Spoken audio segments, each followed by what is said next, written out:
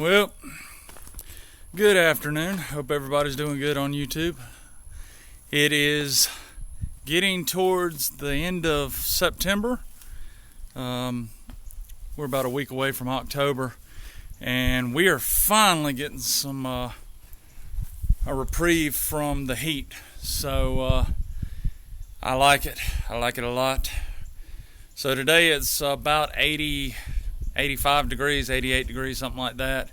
We have a nice cool breeze blowing. It is sunny. As you can see, there is not a cloud in the sky. This is a great fall day. So, a couple of things. This is kind of a shop update and the start of a new project. So I figured I'd bring you on. I'm going to actually show you two projects today, possibly three, we'll see. But one of the projects is going to be a long term. It's going to take several years, so we'll break it up. Today I'm just going to introduce you to it, and I'll show you a couple other projects we're working on. First one I'm actually leaning against. It's a Ford 8N. Let me flip this camera around and I'll show you what we got going with it. So there it is, Ford 8N. At least that's what the gentleman told me. Until I get into it and look, I'm not 100% sold on that, because the 8Ns, 600s, 601s, they all looked very, very similar, and until you get into them, it's kind of hard to tell what it is. The reason I think it is an 8N though is because of the oil lines. Let's see if I can get in here. Right here, those right there, those come off of the pump and run all the way back to the transmission housing back there. So I believe that's an 8N. The reason being, on a 600 Ford 600, they're actually inside the transmission. Okay, so this is my 641 Workmaster. Let's see if I can get a... This is that same hydraulic pump, and you see, can't really get a good picture of it. There you go. This tube right here is where those two tubes were on that other tractor, and they come down, and instead of going under the transmission, they actually tie into it right here, the front of the transmission. And there's two internal ducts that run the length of the transmission all the way back to the rear end. So this is a Ford 641 Workmaster, but it's, if I remember right, it's the same platform as this, what is it, 601 or 600. My friend Matt out in Arizona, Matt the Scrap Whisperer, he should be able to tell me if I'm incorrect on that. But so that's why I think this other tractor is a 8N. Alright, so if this is an 8N, like I said, I'll be able to look at the numbers and tell for sure, but it's got a lot of issues, but the majority of them are cosmetic. The owner really doesn't want to focus on that. He wants to focus on the working part of it. This is not going to be a exciting project. He's got an issue with the fuel and the ignition. I tend to believe it's the same, because let's see if I can get around. So up under here is the fuel tank. They actually have the particulate bowl right here with the shutoff coming out of the gas tank, and then you can see whoops, sorry about the glare. You can see the fuel line that runs over and down. Let's see if I can do this without making y'all sick. And it comes over to this carburetor. Now, here's the fuel line coming down, and they've put an inline fuel filter. There's really no need for this. That particulate bowl should collect everything, but it's a old Marvel carburetor. They These every Ford tractor I know of just about had one of these that's a gas burner. They have some issues with floats getting stuck in them, things like that. If they sit, it's not hard to work on them, so I will probably tear it apart, put a rebuild kit in it, clean it up, and get it running again. A couple of issues these have, if they sit up, golly, sorry about that, horrible camera work today. The flywheel and clutch can get stuck together, especially if they sit for a long period of time. Thankfully, that hasn't happened to this one. Although I do need to adjust the clutch because it's a little weak, and then the left side brake on that side isn't very strong. It's not equal, so I got to adjust those. The other issue that these tractors have are these distributors. It's a points and condenser distributor, and if they sit up for a while, they can get moisture inside that housing. You can actually see the grommet to keep moisture out is missing, and that can cause some issues with starting. So we'll check the coil, we'll check the distributor, points, all that. Make sure he's getting good fire. And the other thing we realized, the key to this, let me show you. I know I make y'all dizzy. I keep walking back and forth. So, as you can see, the key's in it right here. I'm going to take the key out. There's the starter button. Let's make sure it's out of gear. Yeah. No key. Yeah. So we're going to try to figure out what's going on with that electrical system. Golly, that beam of sunlight coming through is just killing my camera work. Not that there's anything to desire. Nah. So anyway, we're going to try to fix a couple of issues, basic maintenance on it, and make sure it's running good, fix a couple of things for them, and send this one back out the door. Like I said, no frills on this one. It's just basic work, but it's work, so I'll take it. This is another project I'm working on. We've got a big car show coming up next weekend, and I want to take this 67 Dart to it. And a couple of issues I'm having. I've got some wiggle in the back end, and I need to check on that, check the shocks and the coilovers. I may end up having to put a sway bar back there, or something like that. I don't know yet. We're trying to figure that out. But the other issue I've got is, at some point, I went over a set of railroad tracks too quick. Here's the exhaust, and as you can see, it's loose. There's an exhaust hanger here, right there, and it comes down. So there's the exhaust hanger, but as you can see, it is not connected to the exhaust pipe. So I got to get that fixed. It actually drops the exhaust about 2 to 2.5 inches. With that exhaust hanging down, 2.5 inches doesn't seem like a lot, but with as low as this car is, that can be a problem. So I'm going to fix that up, and like I said, I've got a friend coming over. We're going to look at the rear end, see what we can do with that to stiffen it a little. Other than that, she needs a good cleaning and go through her. I would like to take these headers off and Cerakote them. Y'all tell me what you think. I'm seriously thinking about doing them in white. The car is blue and white. The block is corporate blue, which is, one of the colors that would have been Mopar would have had at this time. I'm thinking about doing those in either a silver ceramic or a white, but I don't know if that would mean I would have to do the exhaust pipes out here in the same way. Y'all tell me what y'all think. Okay, and the final project. Like I said, this is a long-term project, kind of like that one, but hopefully this one won't be as detailed. We're not going to do a rotisserie on this one. This is my daughter's. It's a 1972 Dodge Challenger It is not an RT. It's just a standard, I think it was an SE.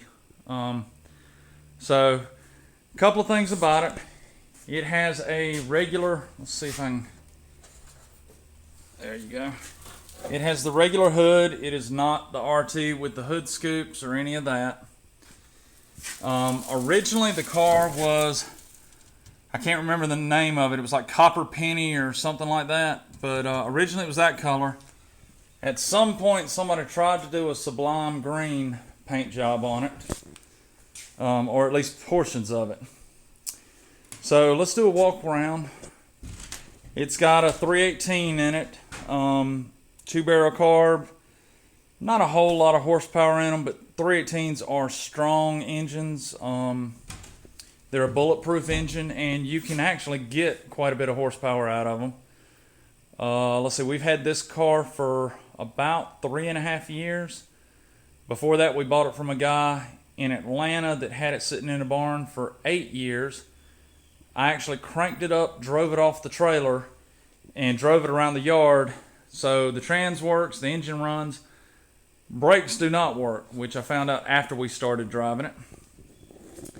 So the engine's good. We're just going to probably pull it and freshen it up, freshen the transmission up, and go through this rat's nest of wiring harness. I'm probably going to pull the wiring harness and put in a whole new harness.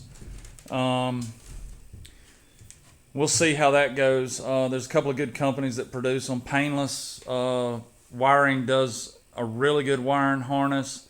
Not sponsored by them, but I've used their products. So we'll think about that.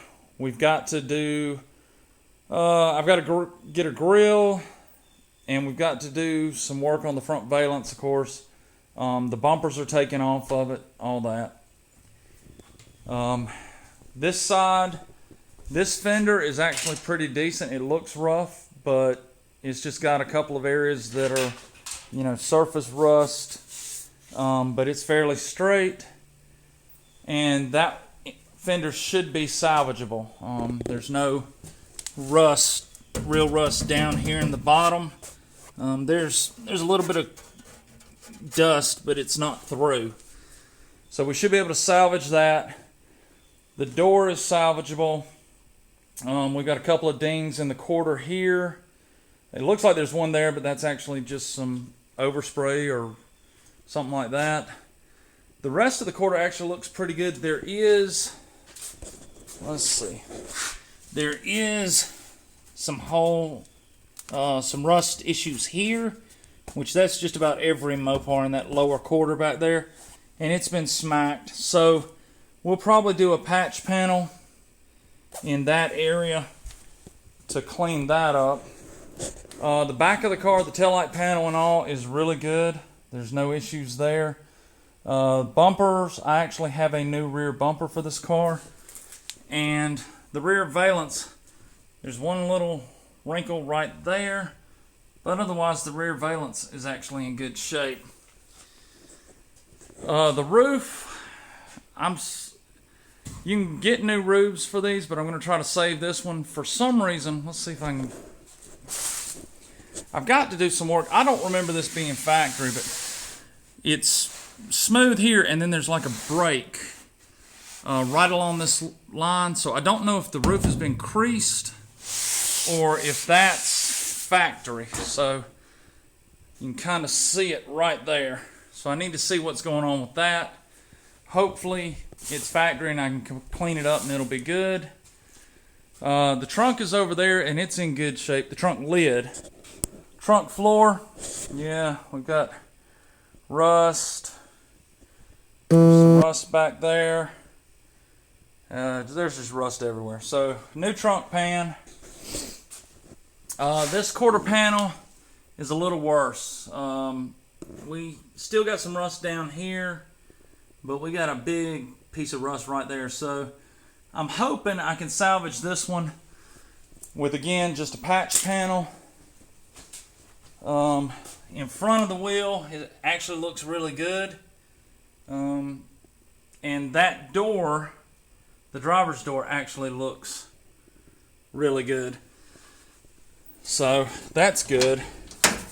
The rockers are a little worrisome, but it looks bad. But so far I haven't seen any holes actually through it. We're going to check it real good to make sure, but the rockers look solid. Again, floor panel. We've got an entirely new floor pan to put in here, and my daughter is still cleaning out the years of neglect to clean all that out so we can check the under the back seat area. Dash is going to have to be completely redone. It's in rough shape, but all the gauges are there. You can order new dashes from companies like Year One or Classic Industries, so we'll look at those. I am looking for a center console because that didn't come with it, and I'd like to have the center console. We do have the back seat, the front seats, all of the rods for the headliners, everything that goes in the roof of the car. So, I mean, we've got everything pretty much. We've got the door panels, although they're going to have to be cleaned up and dyed because the interior is going black in this car. And we'll have to do a new trunk pad or cover up there where the rear speakers are. So, new carpet, all that. And then, of course, we're missing a fender here. But when I bought it, the guy gave me a American Metal Direct brand new fender. So, again, not sponsored by them, but as you can see, I use quite a bit of their product. So, great product, great quality. You still got to fiddle with them to make the fits exact, but that's pretty much everything. So, that's the project that we're going to start working on and hopefully have done in the next 3 years. So, I say have this car done in the next 3 years because my daughter's 14 and she would like to drive this car before she graduates. So, I've told her it depends on how much work she puts into it, and you know, sweat equity goes a long way. So we'll see how it goes.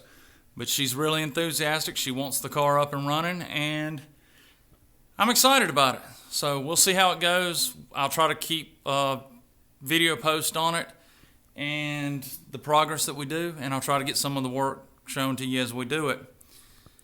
The plans, like I said, are for right now we're going to freshen up the 727 transmission and the 318 that are in it. I'm probably going to go to some kind of electronic ignition just because of the reliability, and it's my daughter that's going to be driving it. I want to make sure it's right. Other than that, just body work, clean it up, get it looking good, and we're looking at doing this car in a Moulin Rouge with the RT package, which would be flat black or satin black hood with the scoops in it, and the RT stripes down the side that are satin black. And let's see, I think it also had the satin black Go Wing on the trunk lid. So that's the plan we've got, black interior. Yeah, so it ought to be a fun project. We'll see how it goes, see what changes along the way, and hopefully we can get it up and running and going before too terribly long. Hey, I hope y'all are having a great day. I know we are. Some things have happened lately with my family and friends and things like that, so do me a favor. If you haven't talked to your loved ones lately, please call them. Tell them you love them. Tell them you miss them. Take some time and talk to them, and, you know, you're going to miss it one day. So make sure you don't regret anything. God bless y'all. Take care. I know I'm having another great day here in paradise. Talk to you soon.